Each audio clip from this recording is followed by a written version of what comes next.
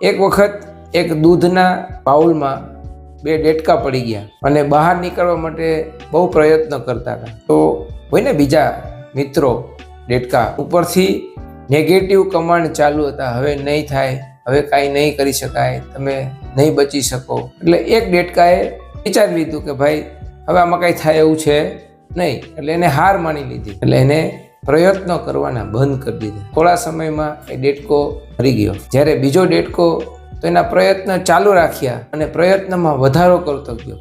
એ તો એકદમ ઝડપથી ફરવા માંડ્યો. તો થોડા સમયમાં દૂધમાં એક મલાઈનું પડ થઈ ગયું અને એ ડેટકો પડ ઉપર બેસી અને જમ્પ મારીને બહાર નીકળી ગયો અને ડેટકો બચી ગયો. થોડા સમય પછી એનું સર્વે કરવામાં આવ્યું કે ભાઈ આ ડેટકો કેમ બચી ગયો. એને પણ ઉપરથી નેગેટિવ કમાન્ડ ચાલુ હતા, એ પણ દૂધમાં પડી ગયો હતો. પછી ખબર પડી કે ડેટકો બેરો હતો. વિદ્યાર્થીઓ, મેસેજ ખૂબ જ નાનો છે પણ ખૂબ જ મહત્વનો છે.